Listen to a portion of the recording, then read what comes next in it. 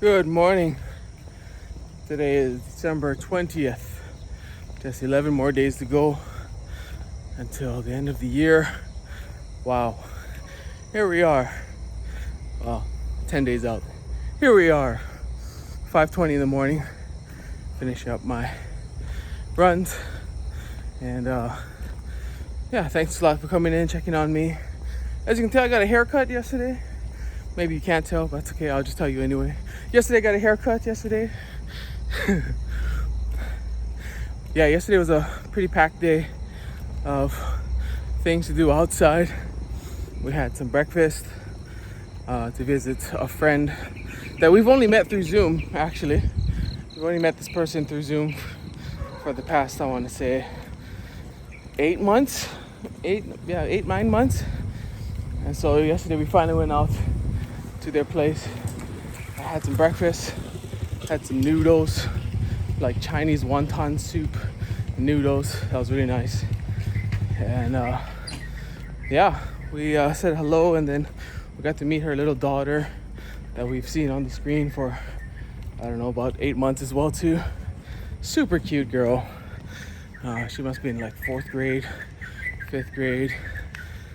A little bit cross-eyed. But she said she wasn't cross-eyed like 2 or 3 years ago, which makes me wonder, how'd you get a little bit cross-eyed? Yeah, things just came up. We ended up next to a place that a guy cuts hair, so we stopped off at his place. Poor things. They were just headed out the door to go take their kids for a swim. But we said, hey, are you guys open today? And he says, yeah, come on in. And then the son was just really upset. He's like, you promised we're going to go to the pool. No, we're not going to the pool anymore. And I said, I'm so sorry. We didn't know. And he said, it's all right. We'll take him in the afternoon. And he said, well, I've got another client in about 45 minutes anyway. So it was going to be a quick run anyway. This way, we can work a little bit more. And then in the afternoon, we can take our kids and go have a good time. I was like, okay, well, please make sure after you do your next client's cut, please take them out for a swim, or else they're gonna hate Uncle Jesse and Uncle Auntie Hoog. Then we stopped by that PC place on that we went to earlier this week to fix my PC, and I picked up some parts because normally when you get your PC, or it's kind of like when you get a new car normally comes with things with it when you get it delivered. So like, for example, the spare tire or the jack, the jack that's in the trunk, those kind of things always just come with the car. But because I got my PC during COVID, a lot of the extra boxes, a lot of extra things that come with the PC didn't come with it. And so I found myself wanting to replace a piece in my computer last night, or a couple nights ago, and I said, I need these other pieces. And I thought I had them. I thought another person had brought a box, a lot of screws, and I thought I could find it in there, but I looked and it's not in there. So I went to that place yesterday. I said, hey, like, a couple of these things are supposed to come with the PC. I was wondering if I can pick it up now. And they were gracious enough. They said, yeah, here you go. Here's what you need. Here's what are you trying to do? Da da da. I was like, okay, thank you. So we left. So we get home, and I find myself, I'm like in hour 2, second hour of fixing this computer. I'm just like, I'm so upset. I'm not upset. I'm so stressed out because the pieces that I'm touching, these are expensive pieces. And I feel like I'm a brand new doctor who was assigned to operate on like a celebrity. All the eyes are on you, or at least all the 1,000 eyes in your mind are on yourself, trying to say, hey, don't mess this up. Don't mess it up. Because you mess this up, you're going to have to pay the consequences. And so I find myself like, I just don't know how to do this. This is my first time taking it apart, and it's just very, very stressful. It's very stressful. And I thought to myself, like, man, I could just pay somebody to do this. And I thought to myself, no, that's not me. That is definitely not me. To pay somebody to do something that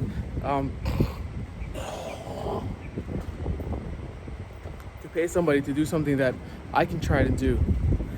And I thought about that, and in that moment I was like, wait, why am I like that? Because a lot of people, this to just say, hey, let's pay for a service and get it done. But for me myself, I don't feel like that. Sometimes if I can try and do it, I guess I enjoy the learning process along the way.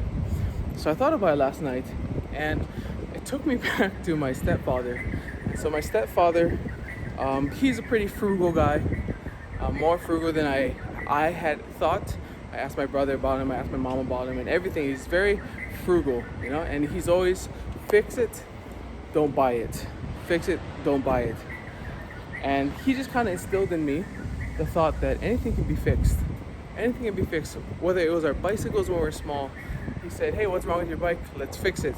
And he'd take off the chain, or we'd change the tires, we'd take off the tubes. He'd buy the tubes and he'd buy the outside of the tires, where all the treads are, if the treads get worn out. It was always like, you're gonna fix this thing, you're not gonna just buy a new one. So we'd learn to change the tubes in our tires, and our tires itself, the chains. What else on our bikes? Our brakes, we learned how to change the brakes. He did most of that because it is pretty technical, and if you get that wrong, then that can go pretty bad. As we grew up, he started teaching us how to change the oils in cars. So he had 1, 2, 3, I think in our family, at least 3 cars, and 3, not new cars, never. I don't think we ever owned a brand new car ever in our lives.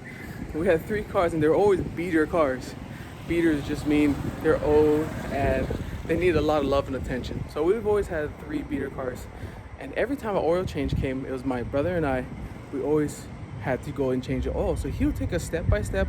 He says, no, you don't go to Jiffy Lube to go change your oil. He says, you learn how to change your oil. Here's the oil box. You go into Long's, or you go into your grocery store. You go into your grocery store and look on the shelf, and this is what an oil box looks like. You buy that. You go down the oil. It's the same aisle. You look on the oil. You buy, what was it? Not WD-40. It's 4-stroke. It's oh man, he would kill me if I forgot the name of the oil right now. Anyway, this is bothering me. 40 weight, 40W. Anyway, you buy 4 quarts of this. That's enough for your car. So if you ever see it on sale, you buy it when it's in bulk and on sale. If you see a coupon, you make sure you tell me, and I'll go save that coupon. I'll cut it out and I go buy it. So he'd end up like buying 4 or 5 cases at a time of the kind of oil that he likes, not synthetic, because synthetic oil is very expensive.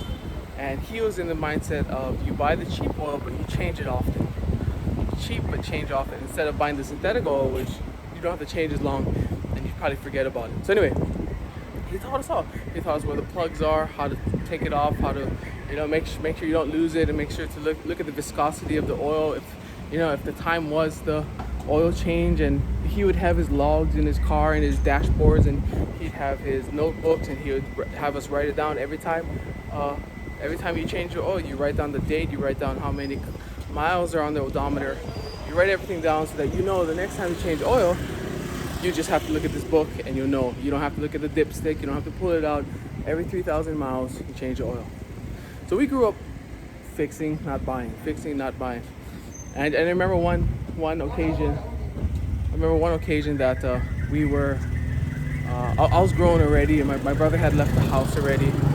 And I had a friend that he would drive me everywhere. I mean, thank you to him. Like,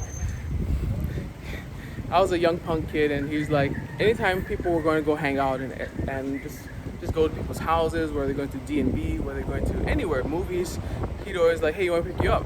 And I was like, yeah. And this guy's like 30 years older than me. It's one of these Jonathan David moments, but I don't think I really appreciated him when I was small as much as I do now that I don't see him. But he'd always pick me up. And one day he's like, oh, I gotta take my car to Jiffy Lube. I was like, oh, why do you have to go to Jiffy Lube? So I gotta change my oil. And I looked at him, I said, wait, you don't know how to change your oil? Or you don't change your own oil? He's like, no, I just take it to Jiffy Lube. They change it for me. I'm like, I can change your oil for you. And he looked at me like, I'm this young guy who magically knows this secret of the dark arts that, like, you know how to change oil? I was like, yeah, I change my oil all the time. And so I said, let's go to the store, and we picked up the things that my stepfather had taught me how to do. I went under his car, parked it up in front of my house, and I took out his plug, and he's just standing there, and he's like, we finished the whole job.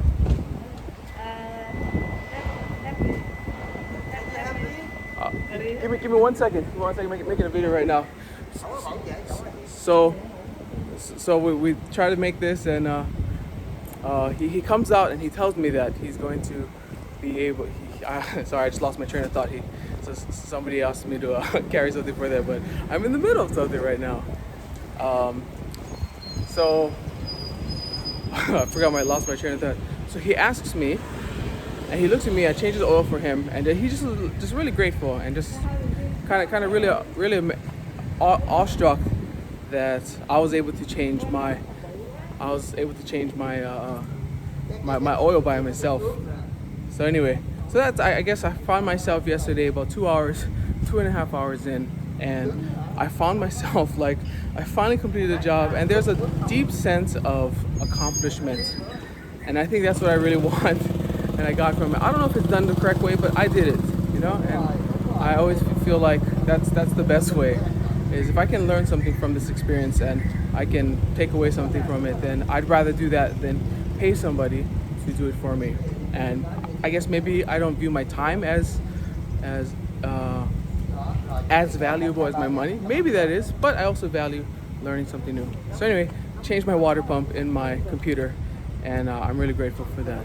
So anyway, thank you guys very much for everything you've done. Thank you very much for being awesome, being great, and we'll catch you guys in the next one. Today's Monday. Set your week up. Don't set it like I did last week. Last week I was supposed to set my week up, and then I come to find out on Tuesday night I've got to talk the next day. So don't do it the way I did. Do it the correct way. Do it the right way. But yeah, it's awesome. Thank you guys very much. I'll see you guys tomorrow. Have a great day, and hope everybody's well. Take care.